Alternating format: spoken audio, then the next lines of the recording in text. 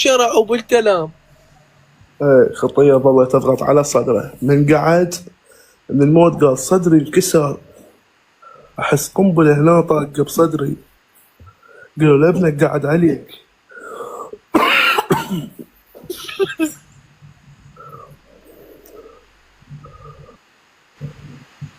بس خرب يوم الانسان سيف، وقف قلبه يمكن 7 ثواني.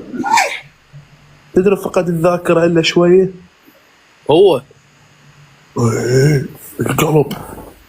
شوف هذا الانسان، يعني ابوك ما توفى؟ خلنا نحكي لك. هذا الانسان اللي يتبختر وجهه حارقه، وانا هيجي وباكر شاكل وباكر اعيش، ويلا خلنا اكمل سلالتي، ويلا ما ادري شنو واخلي جهالي ومستقبلي. قلبه وقف ثواني. ابوي قعد، الاكسجين مالي نزل 85، ابوي قعد واكو اشياء ناسيه، ظل اشهر الا رجعت له. يعني شنو هذا عقل الانسان؟ اذا وقف عنك جزء من الثانيه، خلايا عقلك تبدي الشعيرات تطفى وحده ورا الثانيه، وبعد ابد ما ترجع. فهنا عرفت بساطة الإنسان سيف، كم نحن هشون. ما بعد فهمني. تعرف الإنسان كلش تافه، وهو اكو أشياء تغيرت في فلسفتي أنا الخاصة، اللي هي الأكل. عرفت إنه الأكل نقمة مو نعمة. ترى الناس كلها تموت بسبب الأكل،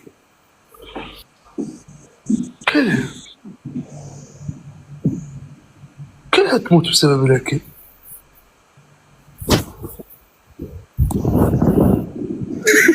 تطبب الموبايل.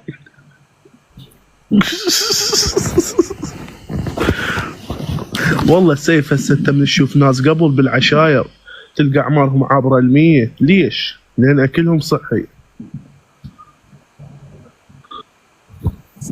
وهسه اللي ياكلون اكل مضاف عليه مواد صناعيه ومعدل عليه، ليش صارت اعمارنا يتجاوز 70 سنه والموت معدل الحياه عندنا؟ قبل كانت اكثر. قبل معدل الموت 80 90، وعلى هد الديناصورات كان الاكسجين مال الكوكب البشر يوصل عمره فوق يمكن 200 سنه، 500 سنه. يوصل ترى هاي مو اشاعات ولا روايات، لا حقيقي. بس قبل الاكسجين متشبع بالكوكب، الكوكب متشبع بالاكسجين، فالانسان تلقى قلبه يعني شو اوصف لك اياه، 3 قلوب مال الانسان. رئته صغيره ما يحتاج رئه كبيره، هو انسان شلون اوصف لك اياه، متكامل، يعني ما يحتاج جهد حتى يعيش مثل هسه احنا النفس صعب علينا. انت واحد جاي يدق عليك مو سوى بيك، هذا جاي يست تليفونك كله يطفيه ويدوي. انا من الاداء حتى من اسوي عدم الازعاج ما في فايده. عدم ازعاج ويطلع؟ ايه يجي وضع طيران. والمشكله انا بيانات. اوه والله مصيبه.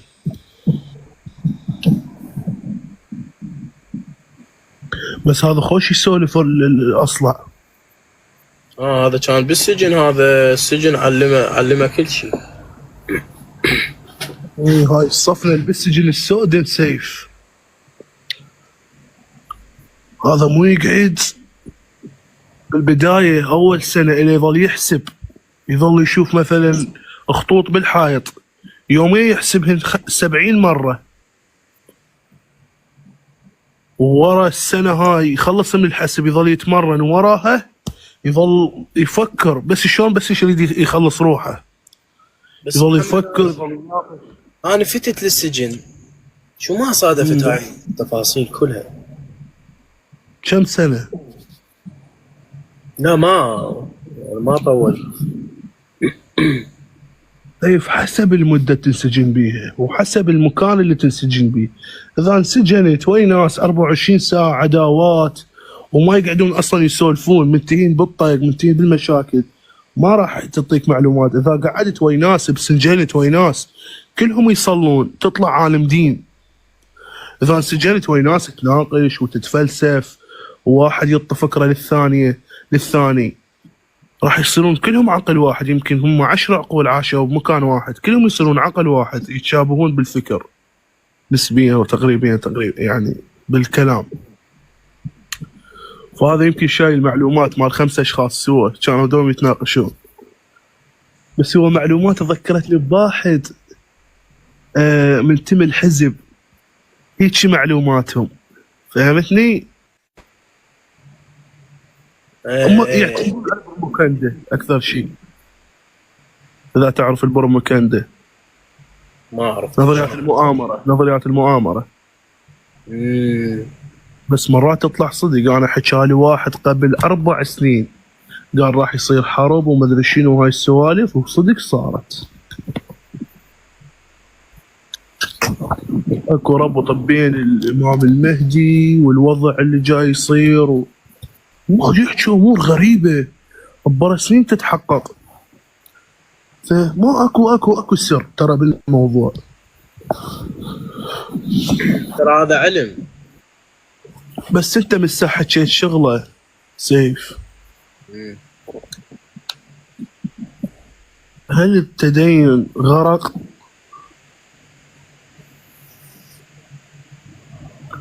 حس روح غرقت، كلش غرقت، بعد ما قدرت تطلع من هاي الشيحة. بس قضيت اسم الله وراها تشيتت بالماء، اريد اطلع بعد ما اقدر.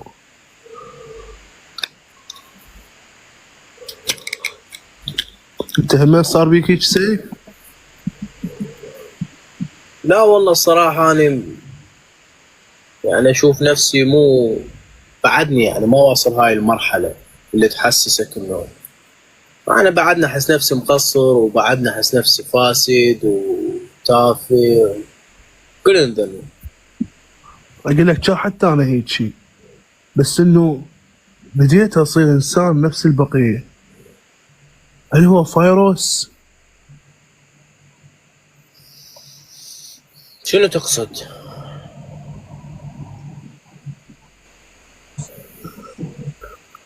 ما أدري، أحس نفسي مو أنا. شنو تحس؟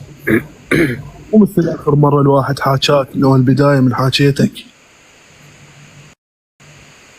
مو أنا، كل شوي تغيرت وبديتها من اللطمية.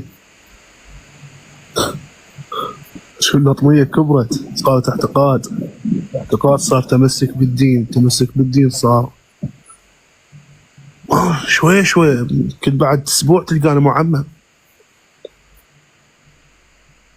يعني أحداث تسلسلية ما أدري شلون بالأيام صارت، وأحس نفسي مو أنا، كلش تغيرت.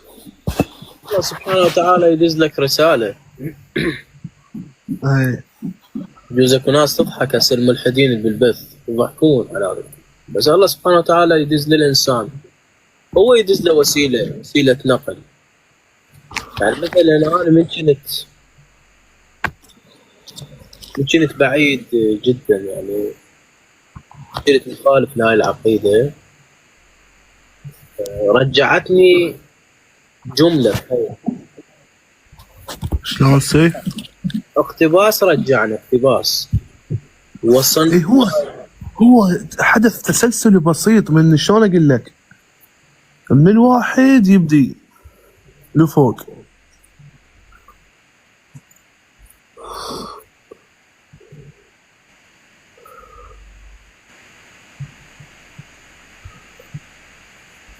إلى أين تمضي الحياة يا سيف؟ الحياة تمضي إلى الأبدية. الحياة تمضي إلى الما لا نهاية، ولا يمكن لهذا الكون أن يعود وينبثق، كما تكلمنا على هذا الموضوع قبل سنة أو أكثر أنا وأنت. لا من نحن الماء. نصرخ نحن نصرخ ولا أحد يسمعنا.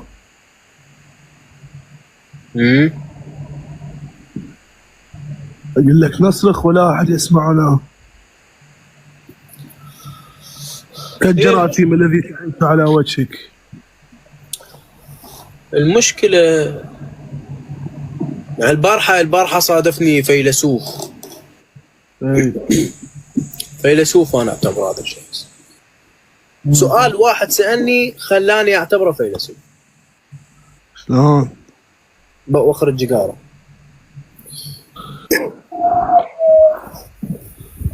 ايش قال لي؟ قال لك قال لي: ما لي أرى على صدرك الأسود وهي مطمئنة، وما لي أرى على صدري الخراف تخاف. الله. تدري هو ايش يقصد بهذا الكلام؟ هو عمره 50 سنة والدنيا شابعته شلاليق، ايه وبعده ما فاهم شي من حياته، واني عمري 23 سنة ويشوفني فتشي اكبر يعني من اللي هو بيه هسه. فيقول لي: ما لي ارى على صدرك الاسود وهي مطمئنة، قال لك حقيقة. وما لي ارى على صدري الخراف تخاف. قلت له لانني حقيقة. قلت له لانني اعرف نفسي. الانسان اللي يعرف شنو حقيقته ما اعتقد.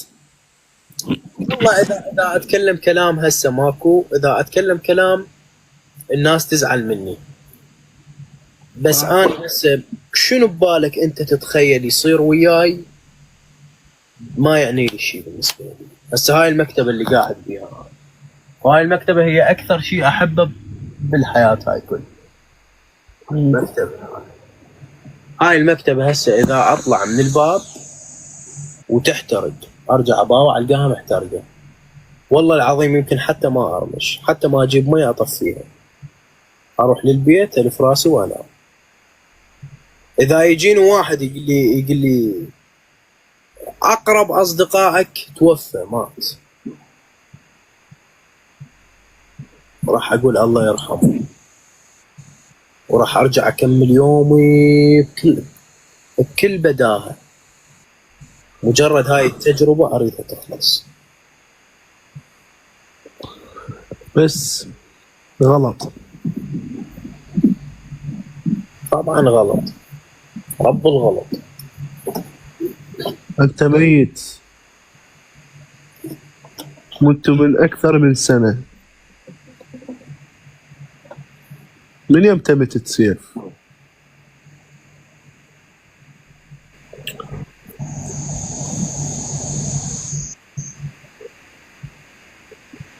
اكثر من سنه. اي انتهيت بعد انت.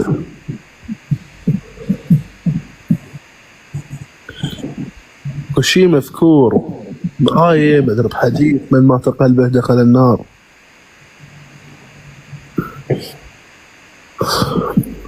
بس هي شوية بيها معنى. طبعا المشاعر لازم تكون موجودة. العلم هذا الشعور اللي عندك كلش مو زين، وعلامات مال ثناء القطب عندك، او بداية اكتئاب. انا إذا كانت مكتئب. ما عندك انت مو مكتئب، انت عندك خلخلة هرمونية بعقلك. مكتئب انا محمد. انا قبل سنتين من بعد سيارتي كنت اتمنى ارجع واشتري سياره ويصير عندي فلوس. البارحه امي تتوسل بي تقول لي: خل نروح للمعارض اجيب لك سياره. اذا يا سياره شنو السياره؟ مشكلة ها. انا مكتئب محمد. انت هسه جاي تشوف الدنيا اسود وابيض.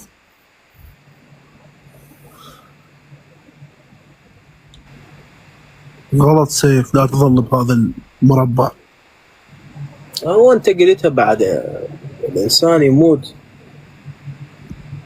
بس يعدل. مستحيل ابد، لا تقنعني. انت وصلت لك حقيقه مطلقه، يعني الا تفقد الذاكره، الا تكذب على نفسك، وانت تعرف هذا الكلام كلش زين. بس ترى ما حد جاي يفهم اللي جاي نحكي، بس انا وياك على فكره يعني. إي بس انا يعني اقول لك بشغله، اعتقد تظل تكرهني. شنو؟ تبنيت الغباء، صرت جاهل، مليت، تعبت.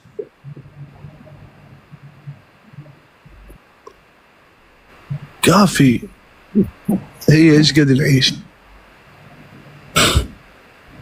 ونرجع.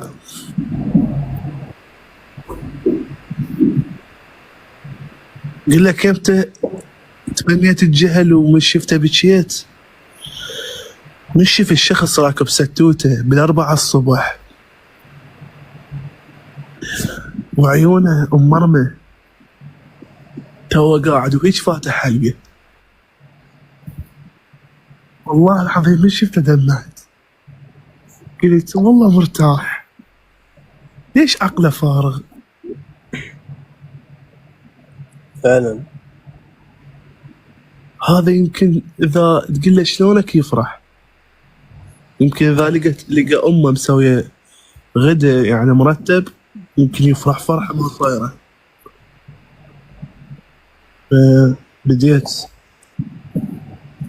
اصير غبي مثل البقيه، ارتاح. قامت شكل فكره تجيني قويه، او افكر بشكل اللي هو اللي ببالك، اشرد. اذا صار لي قد شارد من غرفتي، نايم عند ناس يعني قريبين عليه بالخمس ايام الى اسبوع، ما تخلي البيت. تمزح؟ اي والله ما اقدر. غرفتك اللي تحبها، اللي ما ما تقدر أقدر. تنام بغير مكان من دونها. اي قلت ما اقدر اقعد بيه، بس اقعد تصير مدرسة عقابية، طياط للصبح، تصير زنزانة مو سجن مو غرفة. تصغر مرات، تصير صغيرة، هلقت مرات تكبر تتوسع، وصير انا ذرة ببسط هاي الغرفة، تراب احس نفسي بيها. ولك انا مو قلت لك لا تصبغ الحيطان سود؟ طاقه سلبيه.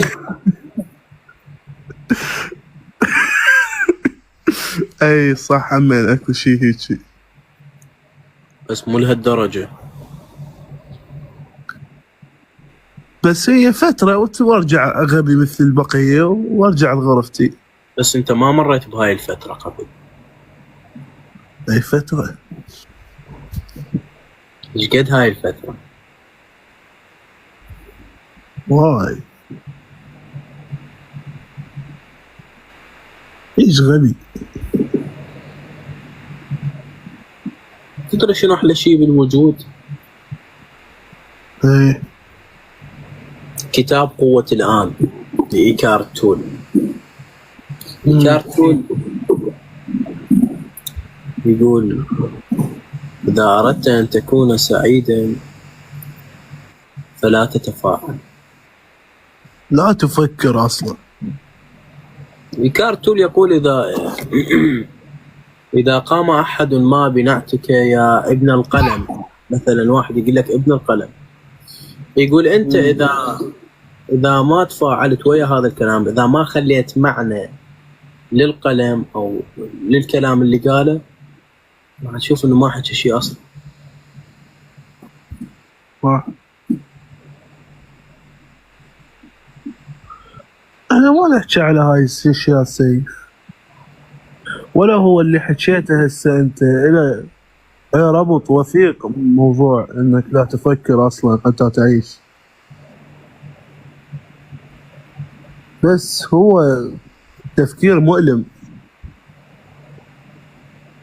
بشكل عام. انخبطت ويا الناس، انخبطت. تخيل وصلت مرحلة عاشرت عمال البلدية. انعمط، عاشرت عمال البلدية اللي يشتغلون بالمكانيس، عاشرهم، اقعد وياهم واسولف. اضوح الكلام ومش قد بسيط. قمت شخص اذا نظرية غلط، يعني غلط كلش غلط، ما اجادله، ابغى اضحك بكيف، اقول الله والله مرتاح. هذا اعتقاد هيك براسه، ومستحيل اقنعه انه يكسر هذا الاعتقاد اللي براسه. فعوفه شي يسولف يسولف. فتقبلت الناس وعاشرت الناس البسطاء، فارتاحيت شوية. خفت ضجيج عقلي. أنا أتمنى لو يصير أكو عملية تتبدل بيها العقول أو الدماغ أو الذاكرة. تدري أنا أتمنى إنه أرجع ذاك الغبي اللي يحب يلعب ببجي، ذاك اللي ما يفكر بس ببطنه وبغريزته تدري الإنسان مرات اكو نوع من البشر، ترى مو الكل، حتى علميا هذا الكلام مثبت. اكو نوع من البشر عنده افراط بالتفكير. هذا الافراط يعني اذا انت كنت ما تفكر ما تكون مرتاح، واذا تفكر ما مرتاح. بحيث يعني إذا تفكر بمعادلة رياضية بسيطة لازم تحسب فد شي ضعفها أو ضعفها وعادي يطلع لك الناتج صحيح. المهم إنه تصعب الطريق عليك.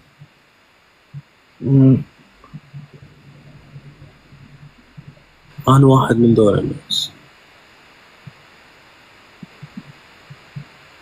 أنت فهمتك شنو نقصد، بس جبت موضوع الرياضيات عندي مشكلة بيها سيف. إذا تقول لي 17 زائد 5 لو موت ما أحسبها لك. 22 لو موت ما أحسبها. أنا أحسب ذني الأرقام، ليش أحسب؟ لا ما أحسبها. والله على موضوع الرياضيات هاي فئة عندي بعقلي ما أحب أفكر بيها دائما،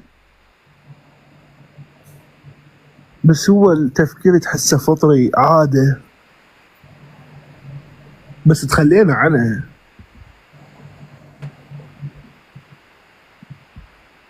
بس هي أحلى مرحلة بالحياة لما تفكر فردي بدون لا كتاب ولا شيء. أحسنت. متعة الوعي هي أحلى مرحلة بيها كنت أنا، بس تركتها بسبب الحياة اللي قلت لك. إن بعد انشغلت بنفسي فبدأ عقلي يصير نفس البقية صغير. بالعكس عشت شوي، رجعت لي الألوان حتى لو كانت مو ألواني، بس أحسها ألوان تمشي بيها حالك. شنو معنى الحياة؟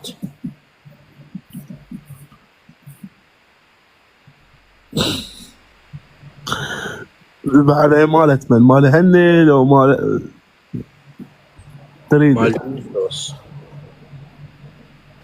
والله بالنسبة لي لحد الآن ما فاهمه، حدا ما فاهم الحياة شنو معناها أبد.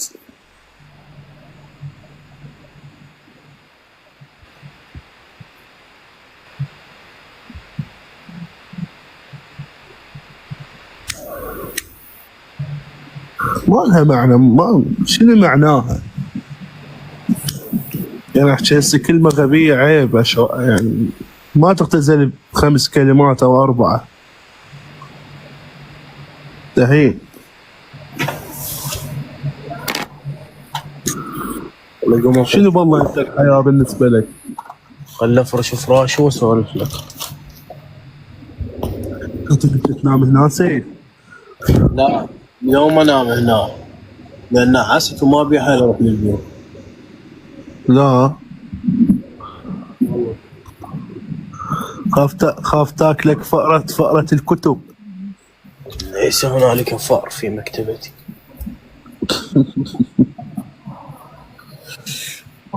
لا راح اروح للبيت. يحسن لك. راح انام بالبيت واجي الصبح احسن على مود لا تلم بنص خريط العلماء الفلاسفه. انا عندي الكتاب مقدس.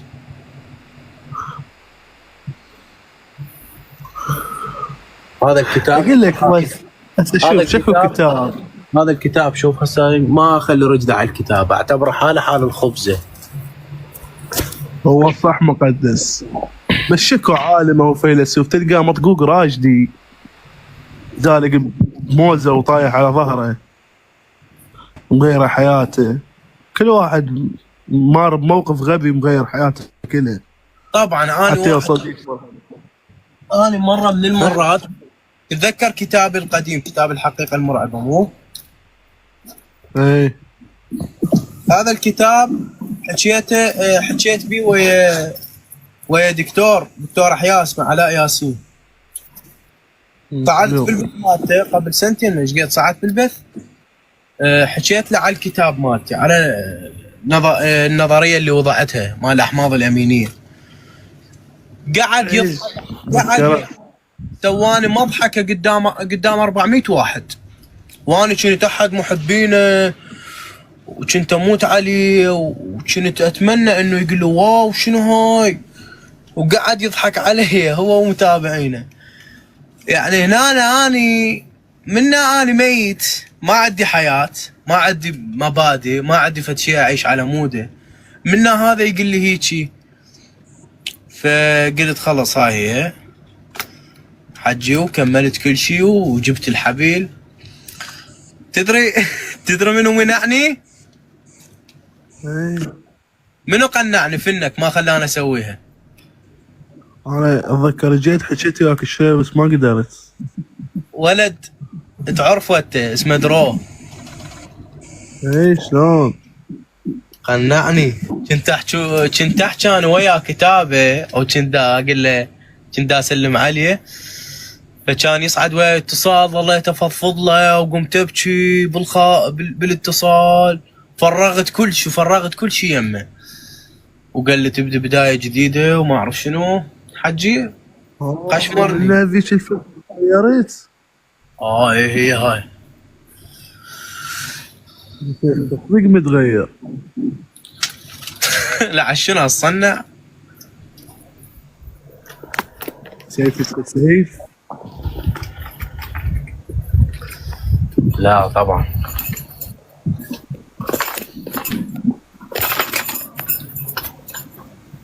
سيف تغير.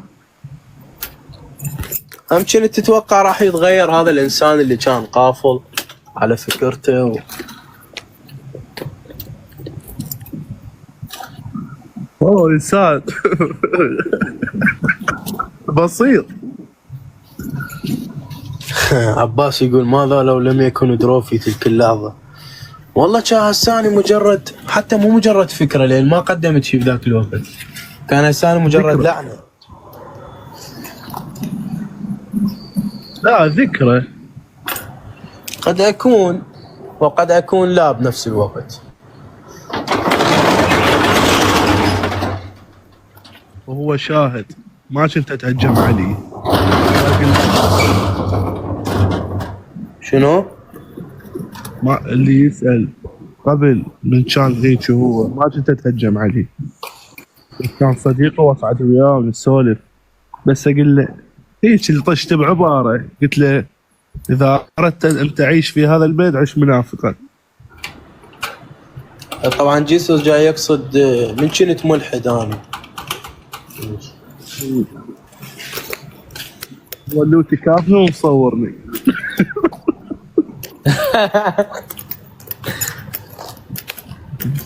سويف صعدني، صعدنا اثنين حق عليهم. واحد ماشي صباح الخير. صعد اثنين. هاي شنو حذاتك؟ صوت مال رجل مال فرس.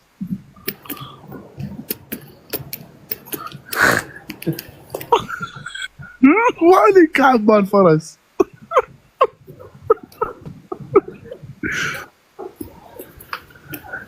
هل الوجود ما هي اكو حقيقة؟ لو لا. قلت لك انا مطفى عقلي من زمان. ها؟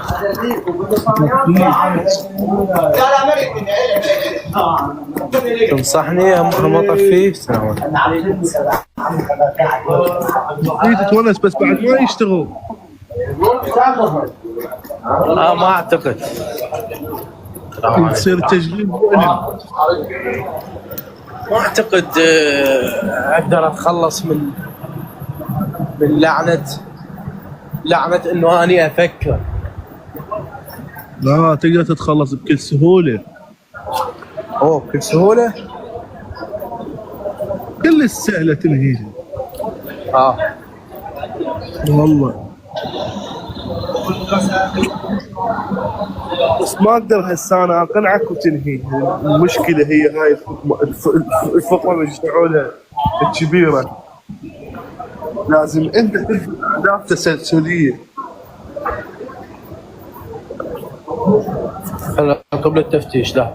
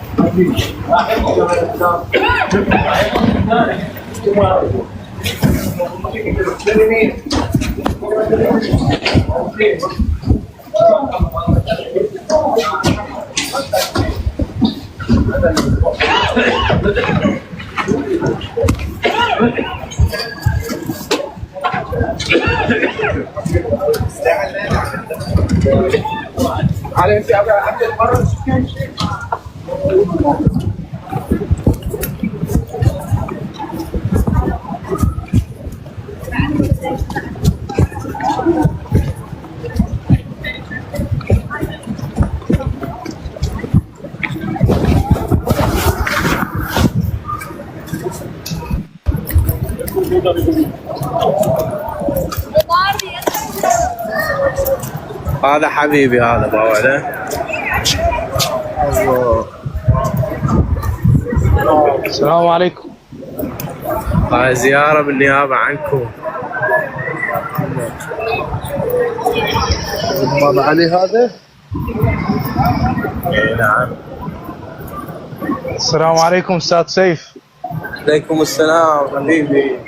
الله يعزك ويسلمك يا حبيبي. عندي سؤال بسيط اذا تقدر تجاوبنا عليه. ليش تسألوني؟ ليش معقولة أنا عالم؟ معقولة تعتبروني؟ لا والله بعد ما بحثت عن مقاطعك وشفتك شفتك كقدوة. شفتك؟ ايه ليش لا؟ يعني أنا عارف. انت شو تقول؟ والله ما اعرف شيء. هسه اسألك لو لا. اسألني يلا حبيبي. هل يمكن اثبات وجود الله خلال العقل وحده ام العقل طبعا. البشري محدود بطبيعته؟ شوف، كلام اصلا مو منطقي ان تقول انا ما اقدر اثبت وجود الله، لا منتهي في العقل المحدود. نعم. ايه يعني هسه انت مثلا من الاكبر عينك لو كوكب الشمس مثلا، الشمس اكيد. شو جاي تقدر تشوف القمر وتشوف كوكب الشمس.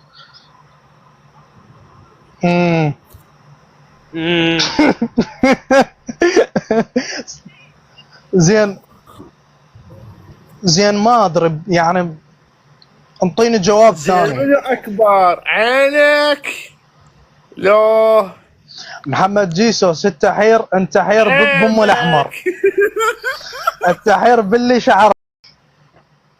اخ خرب يومك. بما ذكرتني قل له. اي والله. شنو جاي تحيف؟ تاج راسي حبيبي استاذ سيف. ذكرني بالبرامج. اعطيني جواب ثاني رحمة لاهلك. شنو ما عجبك الجواب الاول؟ نعم والله. ابدل لك اياه. بدل. زين انتم ليش ما تخلوني ارشح للانتخابات وتنتخبوني؟ ايوه عادي. شوف بقى انت داخل بناحية يعني بناحية ثقافية، حسابك واحد يجيك يسألك طبيعي تجاوبه بهاي الامور. انت ليش تقلل من نفسك؟ الولد مو مثقف، الولد يبيع كتب. زين ليش يتكلم بامور ثقافية دينية وفلسفية وغيرها؟ لا ما فهمت قصدي. هذا ذكاء اصطناعي. لا انت ما فهمت قصدي من قلت لك خل ارشح وانتخبوني. ما كان قصدي انه ليش تسألني. المهم على راسي تاج راسي يا حبيبي. الجواب على سؤالك انه ماكو تناقض في اثبات وجود لا منتهي في العقل البشري. اول شيء فكرة انه عقلنا محدود مو بمعنى اعم، هو محدود في القواعد العقلية، في القواعد المنطقية. هاي القواعد يكون محدود من خلالها. يعني مثلا العقل محدود في مثلا عندما تقول هذا الكون هو سلسلة لا منتهية من العلل، هذا الكون سلسلة لا منتهية من الحوادث. هنا العقل ما يقدر يتقبل هاي الفكرة. ليش؟ لأن راح يصير اكو تسلسل لا منتهي ويتلف وهاي هي يخلص. يعني مثلا فكرة وجود نبي آدم، العقل يتقبل هاي الفكرة لأنها سد لتسلسل لا منتهي من الحوادث. واضح؟ بس إذا تقول ماكو بداية للحياة أو ماكو بداية للبشرية، العقل ما راح يتقبل هاي الفكرة وراح ينفجر ويموت. فالعقل محدود وفق الضوابط العقلية والمنطقية، مو محدود لعدم معرفة المنطق نفسه، لعدم معرفة القانون نفسه، لعدم معرفة الإطلاق لهذا الوجود النسبي اللي هو الله سبحانه وتعالى. العقل مصمم على مود يقول لك اكو الله. انتهى الكلام. يعزك الله يا حبيبي. تسلم يا حبيبي، شكرا وتعبتك وياي. منتظر شمت رايق. انت شمت رايق؟ ما لحقنا نقول له شمت رايق. حلو الجواب كان والله كلش حلو. انت حلو حبيب. بس هو صح كل من الله براسه. هسه انا الله مالي يختلف عن الله مالك. وين قريب شرف؟ شوف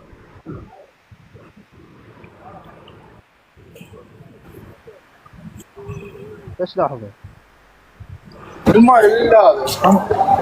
وين 4 ولك شنو؟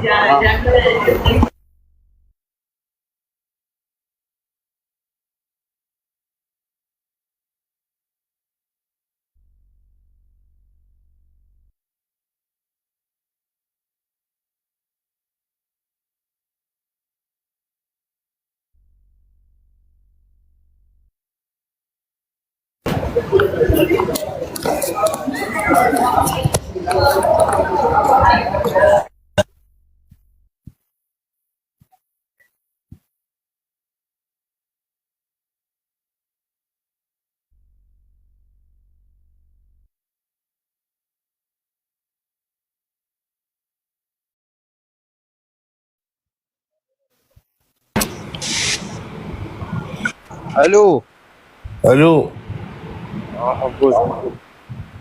انت شنو وين هسه؟ أنا طلعت من المحل ورايح للبيت. هذيك المرة من طيتني موقع شو انت بالصحراء بالصحراء. لك هذا بيت بسام. يا ما راح السلام عليكم. وعليكم السلام. وهم زين ما رحت للبيت.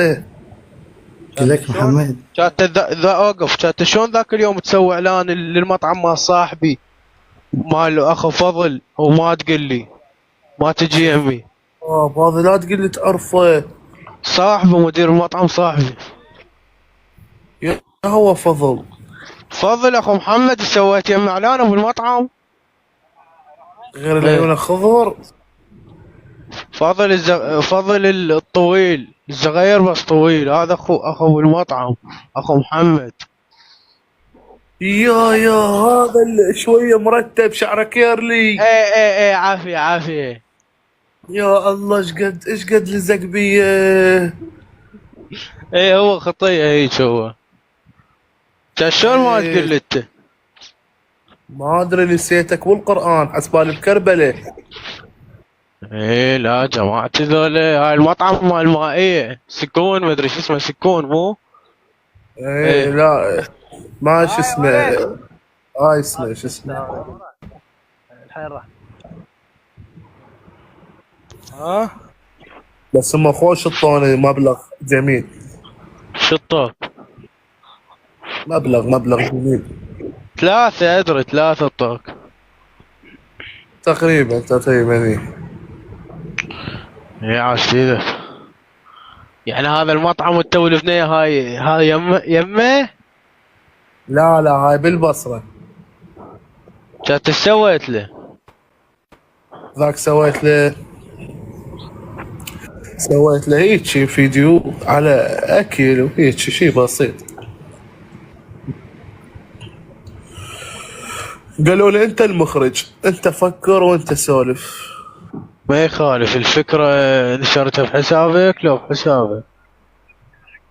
حسابي وفكرة نشرت يمهم. والله ايه حلو. ترتب الوضع. زين احكي له. تفضل حبيبي. سيف تبدا تشبه من؟ اشبه من؟ تشبه اخو دكتور ابان. ايه حلو اخوها شوي خبو. سيف سوي هيجي.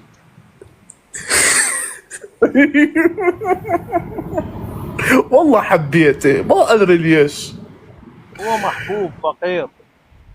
اي والله العظيم مو هو جاء سوى هيك بخته اقسم بالله. اي والله مو هو. وخطيه هو ما طلع وما برر على مود من تطلع الحقيقة اليوم مدري باكر راح تطلع العالم تظل تلوم بنفسه. ذكي. السلام عليكم.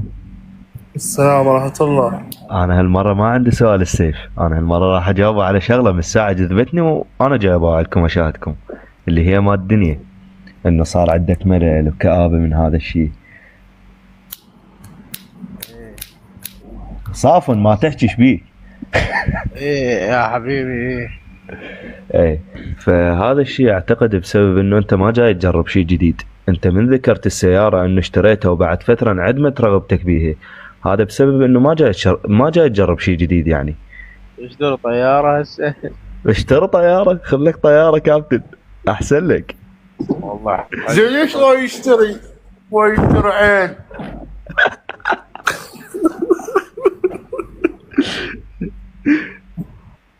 زين اقول لك عندي سؤال قبل لا انزل. سيد فرقد القزويني تعرفه مو؟ شنو رايك بيوم قال الكعبة مكانها بؤور بالناصرية وراح يصلي هناك؟ احترم نفسك. الكعبة يا ابني. لا تتمادى على السيد، احترم نفسك. ما بتمادى عمي، وين سألتك سؤال بسيط. هذا ما فاهم صيغة الكلام اللي قاله. اللي هي مواقع الكعبة اللي رادوا يختارونها. السلام عليكم. هلا وعليكم السلام. سؤال أستاذ سيف، جواب. شنو يعني ربوبية؟ رأسمالية. الربوبية هي الإيمان بوجود رب وعدم الإيمان بالأديان، أو بأن هذا الرب يرسل دين أو يرسل نبي أو ينزل إله، لا يتدخل في شؤون البشرية. هاي الربوبية. زين السؤال الثاني، إيه. شنو هي ماهية الإنسان؟ حقيقة الإنسان إنه حيوان ناطق. حيوان ناطق بالفكر الفلسفي مو؟ لا، هاي منطقيا عقليا إنه حيوان ناطق. حي مو يعني حيوان ناطق يعني هو حيوان، لا، حيوان ناطق يعني حي ناطق. وناطق مو شكرا يعني أستاذ. ناطق مو يعني حاكي أو يحكي. ناطق بمعنى ناطق في طريقة التصرف بغريزته. بس شنو مرجعك؟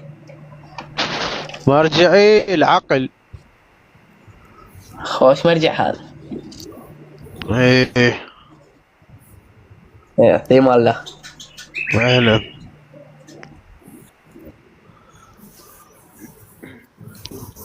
انا ملم ما احتاج اقلد. طبعا السلام عليكم مولاي. محتاط، انا محتاط. لا تسألون تقلد منه ما اعرف شنو. عليكم السلام حبيبي. طبعا عندي ذات مسألة شوية. ايه.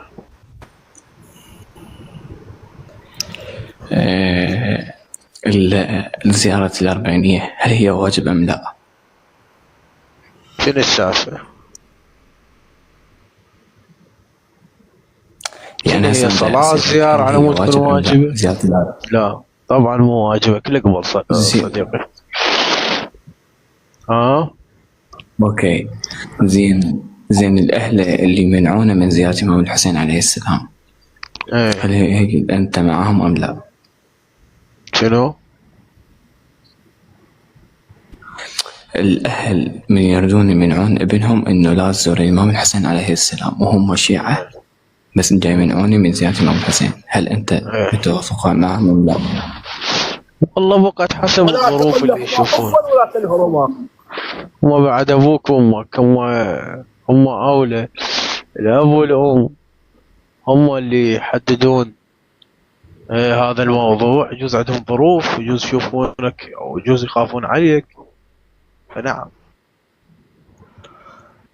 بس مولاي يعني أخوتي كلهم راحوا وبقيت بس أنا يعني بالبيت. سيف مرخصتك انا اريد اجاوب. انت ايش قد عمرك اخوي؟ يعني راح أطبن بنت 17.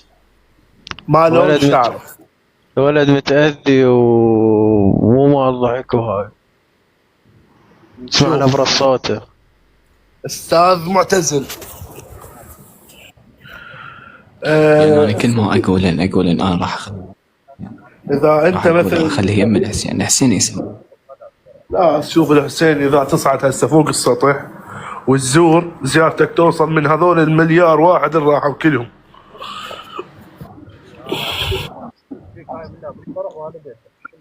هسه ايش قد ناس راحوا؟ 7 مليون 9 22.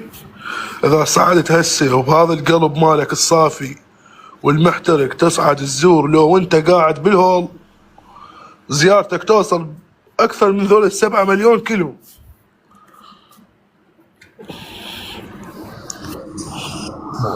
مو اني بشوف. اني يعني كثر ما المجالس انا تعلقت بالإمام الحسين، يعني لازم اروح ازوره برفقتي، مو غصب عني. شوف هي المشكلة القرآن والدين منور. لو أهلك من غير دين لازم حتى صلاة ما تصلي يمهم خاف ما يرضون. هو الوالد أبوي يقول أنا أخليك، إذا ما أخليك تكرهني أطلع أنا مو أبوك. يعني معناته شو يسوي؟ كذاب بس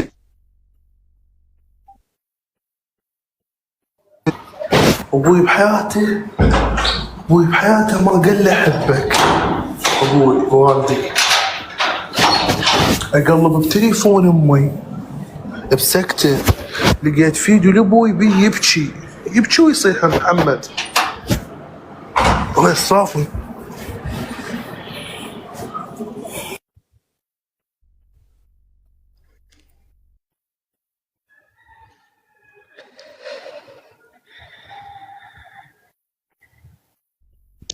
محمد وين رحت؟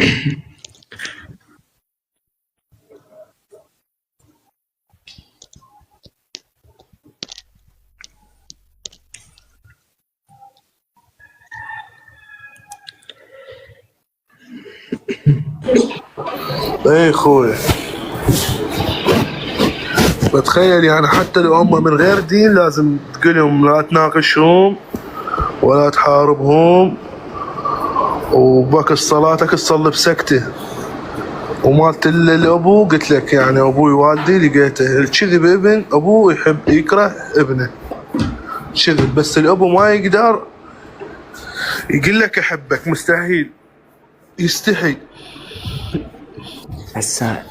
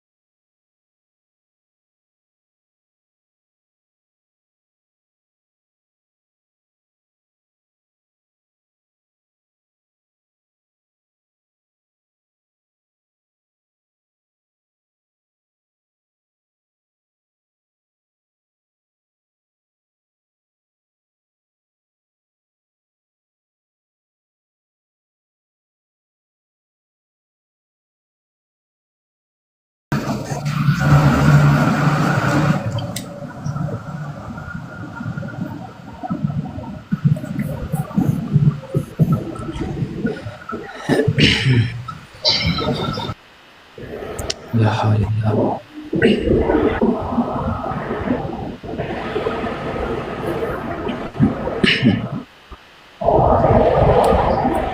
ايه معتزل خوي. يا روحي.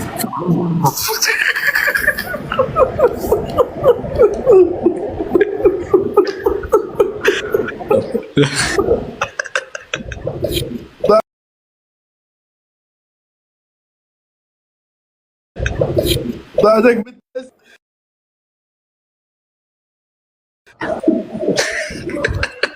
معتزل اليوم ابوك لا تناقشه، وشي قل لك قل له ايه، واذا شفته خطأ بكلمه لو تشفص بشي لا تناقشه، وكل شي سوي قل له ايه، واذا قال لك لا تصلي لا تصلي، من يدور وجهه وتشوفه نام صلي. اذا قال لك لا تروح لا تقول يا حسين، لا تقول يا حسين، بس بقلبك قول يا حسين واسكت. لا هي شوف محمد، هي مو هاي السالفة مال يا حسين. شوف هو يطير عقله من تقول له يا علي يعني تقول له قدامه يا علي عباله انه انت تعبد علي، عباله انه هو ربك علي، يا علي عباله ربك. هي هاي السالفة محيرتني.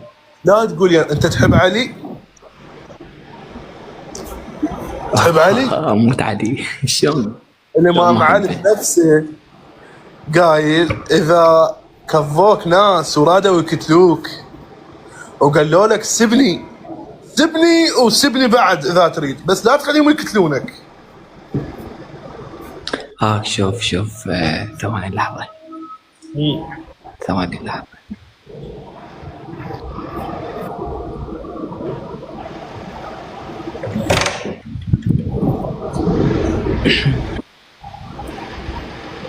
اي يعني هواي ناس انه جاي يصير ببالهم انه اي واحد ذكر علي الامام علي صار انه علاهي او صار غير شيء. لا، هو بالعكس انا الامام علي والامام الحسين اكثر شيء. انا اكثر شيء ليش اكذب عليك؟ احب الامام الحسين، احب الامام العباس. الامام العباس احبه ما ادعي، لان ولا مره دعيته وما بس لا هذا ما ينزع.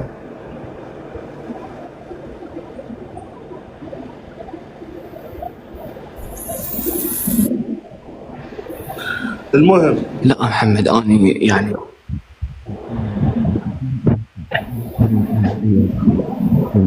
ارجوك عليكم السلام. يعني هواي انه سوالي شغلات وانا نخيت بهاي السوالف، هواي صارت. يعني انه ما يوم اكو واحد يوم يجي انه يقول لا تقول يا علي. ابوك هذا ابوك، حتى لو قلت لك هو من ازيد الايمان انه انت تحترم ابوك حتى لو كان من غير دين. اكو فتره من الفترات دخل الاسلام بيها الشباب تاثروا اكثر شيء، مو الكبار، لان الكبار عقله راسخ بالفكره مالته مستحيل يغيرها مثل الشاب. الشاب عقله مرن، يقدر يفكر يغير دينه، يغير معتقده بيوم وليله. فهاي الفتره صارت بيها هاي القصه اللي صار لي ساعه تنطر لك بيها، اللي هي ابوه من غير دين يعبد اصنام وهو مسلم.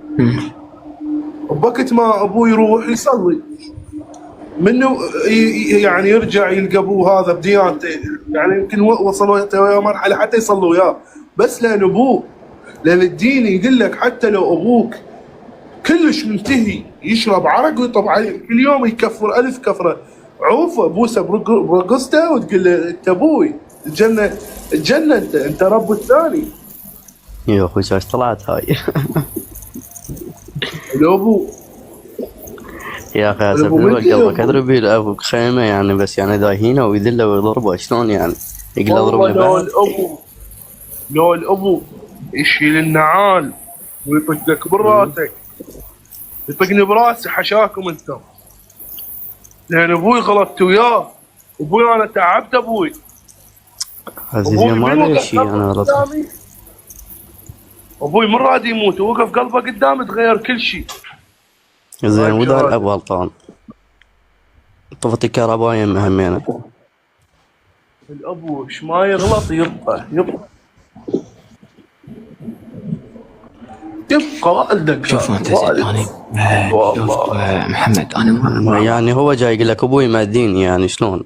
لا مو مأذيني، هو انه اي واحد انه انا دخلت السالفه يعني التهمه من قمنا يعني 5 نفرات احنا ندخل مجالس مال الامام الحسين عليه السلام، ندخل ونطلع يعني مجالس عاديه كمجالس اذني الامام الحسين الشعائر الحسيني تمام. فبثنا انه واحد يعني قبل متعاركين وياه وشافنا يعني صحبه قويه ما نتفرق بأي شيء، احنا واقفين، احنا بعزاء واقف بفاتحة واقفين ب5 نفرات. فقال انه ليش انه انا ما اسوي ضجة بالمدرسة، فسوى هاي الضجة وقال هذول علاهي وقدام الكل، قدام الطلاب والمعلمين وكل الكل. فبثنا هذا المعلمين قبل بلغوا الشرطة وخذوا لنا 5 نفرات وشهرين احنا بالسجن دق ما دق، على مود من على مود انه انت علاهي واحنا اصلا لا يموت بقرباها. يا اخي هي مشكله يا سالفه العلاهيه انتشرت. طبعا كسرونا تكسر بحيث انه بس تردون نعترف، ما اعترفنا لانه احنا ما عندنا شيء ورجعنا. هواي اثبت الناس خطيه صدق يحبون الامام علي ويحبونه بكل صدق ويحبونه حبه ما بيه شيء، هو امامك حبه بس مو تعبده يعني هذا ما يصير لك. لا مو قصه عباده، العلاهيه صارت مو يعني حب علي، صارت شلون اقول لك مصالح، يقول لك هذا الانسان اختاله قبل لا تموت، فهمتني؟ يعني تصفيه حسابات صار بيها، فهمتني؟ اي فهم اعرف اخوي ادري بيها. يعني اليوم يقول لك انت جاك الدور خوي، انت اليوم شو تسوي؟ قبل لا تروح تتوكل عنده هو انت رايح يقول لك بعد انت راح تلاقي علي سلام الله عليه اخذ روح وياك. والله يا اخوي اتمنى اتوكل ببعض هيك بتشوله ما حدا يقدر يمي. مشكلة والله مشكلة. والله لا اهلي ولا واحد. واريد اشرد بهيمة وما حد وياي. شلون احنا؟ والله يا اخوي نعيش شباب افضل لنا. حياتي اشياء ما تقول لي. شوف عباس فارس، شوف لا تدخل هذه المواكب هذني، يعني انت ما تعرف شنو بداخلين، شنو يصير بداخلين، وما تعرف انه شنو اللطمة صح واللطمة غلط. فانت ادخل وشوف بعينك، يعني ليش انت تكذب على عشق علي او لواء زينب عليه السلام. فانت ادخل ولا تهتم الناس يعني مرات اكو صنفين، اكو صنف يريد يخرب الموكب، واكو صنف لا يلطم على الحسين. فانت ادخل وشوف بعينك.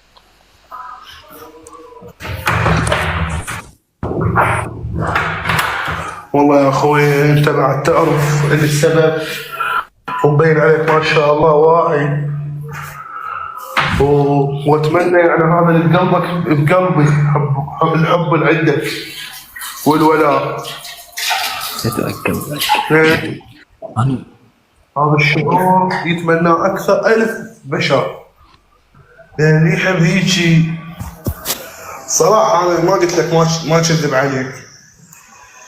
تخيل وصلت مرحلة تركت حب الانسان. تخوض انا ايش قد مشهور وايش قد بنات تقول لي احبك. حبيت الله واهل البيت، حبيتهم لان بس هم الحب الحقيقي، هو الحب الوحيد اللي اذا اعطيته يرجع لك بالمثل. فحاول صالح ابد ابويا انا مو هيجي، انا فقط اخذ شوف محمد، رسالة الحسين محمد مرات يطلع كلام، يطلع قصيدة انه تجرحني كلش تجرحني، تمام،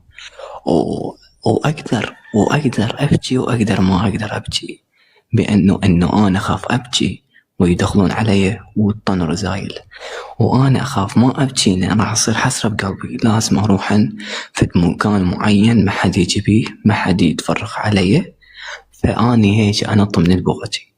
يعني مرات اكو تصير خاصة. انا ليش اقول لك انه انا ما اقدر ازور الامام الحسين وانا ببيتي، لازم اروح له، لازم اروح بضغطي مو غصب عني. بالعكس هسه انت واصل مرحلة، يعني مرحلة عجيبة، مرحلة يتمناها 1000 انسان. عليه اذا اراد يبكي يجي يدور مكان حتى يبكي بينا نحلب زين وياه. اي والله سيف شنو هذا طبطبتوا علينا طلع عنا الجزر.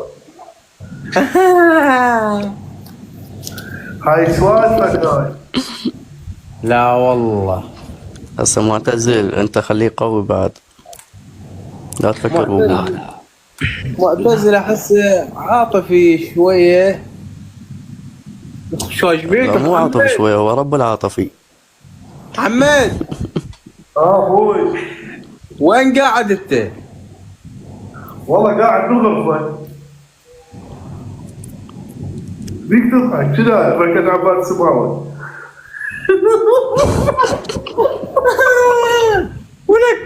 ولك انت في المغاسل؟ شيل السيارة بالمغاسل. لا اخويا هاي قاعد بالطلعة، هذا بايسكل. والله نزل الكاميرا اللي جوا. بعد لي جوا. بعد لي جوا. اخذ يمين.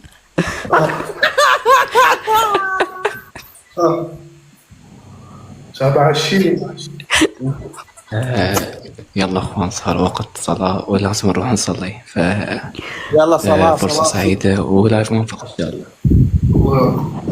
بلادك حبيبي.